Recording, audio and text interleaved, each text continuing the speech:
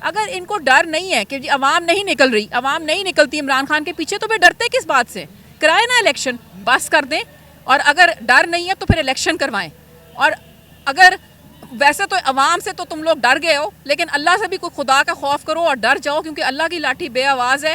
اور ایک نہ ایک دن جب پڑے گی نا تو پھر ان کو سمجھ نہیں آئے گی ان کے ساتھ ہوئی کیا ہے. باوجود اتنی رکاوٹوں کے باوجود اتنے کلومیٹر پیدل چل کے یہ برگر بچے پہنچ گئے. اب یہ برگر بچے نہیں رہے، یہ باشعور عوام ہے اس پاکستان کی، اور ہمیں ہمارا حق چاہیے اور ہمیں ہمارا حق دیں. جی ناظرین، میرے پاس ایک اور خان صاحب کی کارکن موجود ہیں، ان سے بات کریں گے. السلام علیکم. السلام علیکم.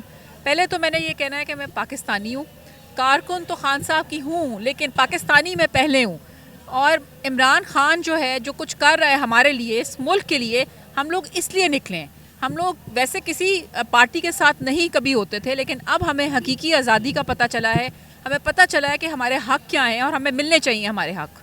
یہ ہماری ڈیمانڈ ہے. لیکن ہم اپنے حق تو لینے آتے ہیں، لیکن ظالم حکومتیں ہمیں اپنا حق کیوں نہیں لینے دیتی؟ باہر آتے ہیں تو کنٹینر لگا دیتے ہیں، جدھر جلسہ گاہ ہے جلسہ گاہ پہ پانی لگا دیتے ہیں. یہ کیا کریں گے؟ دیکھیں نا، یہ اتنا زیادہ ظلم ہے.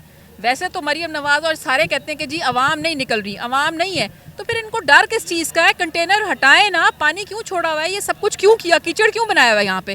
اور اتنی مشکل سے لوگ یہاں پہنچے، ہم اتنی مشکل سے پہنچے، اتنی دور ہماری گاڑی پارکڈ ہے، اور ہر جگہ سے انہوں نے رستے بند کیے ہوئے.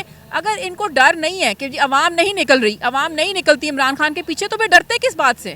کرائے نا الیکشن. عمران خان کا منار پاکستان پہ ہر جلسہ ایک نیا ریکارڈ قائم کرتا ہے. آج کا جلسہ پھر ایک ریکارڈ قائم کر گیا. اپنے جلسے اپنی ریکارڈ خود ہی توڑی جا رہے ہیں. تو آپ کیا کہتی ہیں؟ میں کہتی ہوں کہ ریکارڈ تو توڑیں گے، اور اگر انہوں نے الیکشن نہ کرائے تو اس سے بھی زیادہ ریکارڈ ٹوٹیں گے، کیونکہ ابھی شاید 80% عمران خان کو سپورٹ کر رہے ہیں، پھر 100% لوگ کریں گے، کیونکہ لوگوں کو سمجھ آتی جا رہی ہے کہ یہ اتنا ظلم کیوں ہو رہا ہے. یہ کیوں میں کہتی ہوں اس طرح تو کشمیر اور فلسطین میں شاید ہوتا ہوگا. پاکستان میں تو ہم نے اتنے سالوں میں اپنی زندگی میں کبھی بھی ایسا نہیں دیکھا کہ جی لوگوں پہ اتنا ظلم ہو رہا ہے. اگر لوگ کوئی بات کریں اس کو اٹھا لو، لوگوں کے اوپر شیلنگ کرو. یہ کہاں کا انصاف ہے؟ یہ کون سا ملک ہے؟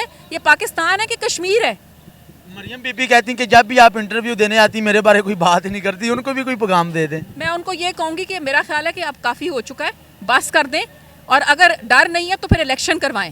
اور اگر ویسے تو عوام سے تو تم لوگ ڈر گئے ہو، لیکن اللہ سے بھی کوئی خدا کا خوف کرو اور ڈر جاؤ، کیونکہ اللہ کی لاٹھی بے آواز ہے.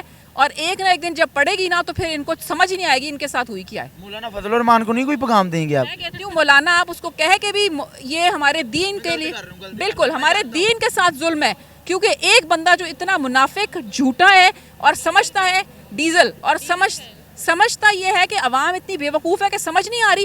عوام آج کل اتنی باشعور ہے، ان کو سب پتہ ہے کہ نواز شریف کیا ہے، زرداری کیا ہے، عمران خان کیا ہے، ڈیزل کیا ہے، اور کون کیا ہے.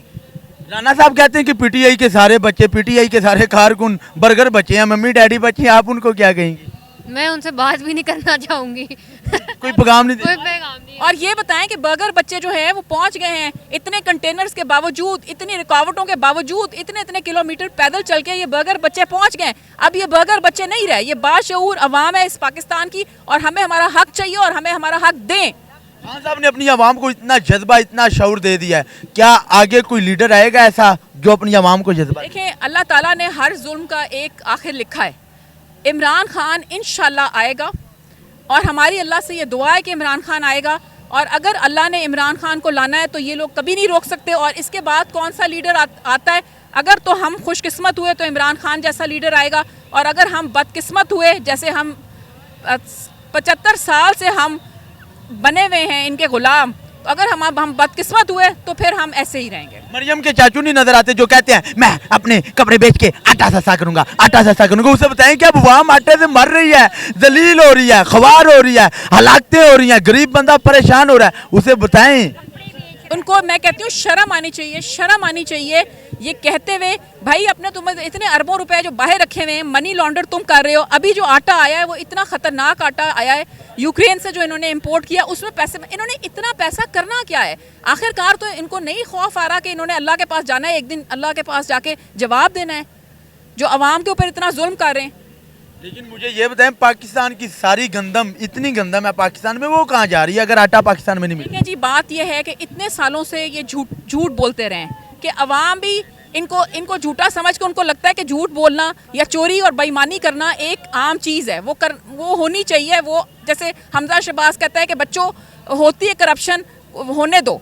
तो अगर ऐसे हमारे लोग जो हमारे ऊपर मुसल्लत किए जाएंगे तो ज़ाहिर है पूरी आवाम ख़राब हो गई है ना, पूरी आवाम झूठ बोलने लग गई है, अजाब इस वजह से उतर रहा है। लेकिन अल्लाह से हम माफ़ी मांगते हैं, अल्लाह से हम तौबा कर रहे हैं, इस रमज़ान भी हम तौबा करें कि अल्लाह हम लोगों को माफ़ करे और इस अजाब से हमारी जान छुड़ाए। खान साहब के चाहने वाले, खान साहब के साथ मोहब्बत करने वाले, खान साहब के साथ चाहत करने वाले, खान साहब के सिपाही, खान साहब के कारकुनों और सच्चे पाकिस्तानियों को कोई पैगाम दे दें। जी, पैगाम ये दूंगी कि खुदा का वास्ता है, अल्लाह से तौबा करें, सच बोलें, बेईमानी छोड़ दें। अब रमज़ान शुरू हुआ है, इतनी महंगाई कर दी है कि अच्छे अच्छे लोगों के लिए कुछ भी लेना मुश्किल हो गया है। तो कोई खुदा का खौफ करो, पूरी दुनिया में रमज़ान में हर चीज़ सस्ती होती है, एक ये पाकिस्तान है जो महंगा हो जाता है। तो खुदा के लिए अपने अमल जो है दुरुस्त करें ताकि ये अजाब हमारे ऊपर जो नाजिल हुआ हुआ है वो ख़त्म होए और अल्लाह हम पे रहम करे और इन चोरों से हमारी जान छुड़ाए। आप कोई खान साहब को पैगाम देंगे? हम उनके साथ हैं। आप उनके साथ हैं। माँ जी आप? उसके साथ। जी नाज़रीन, ये कारकुन बल्कि सच्चे पाकिस्तान मेरे पास मौजूद थे कि जो खान साहब की मोहब्बत में बातें कर रहे थे। हम आगे भी लोगों से बात करते हैं, लोगों का क्या रहते हैं हमारे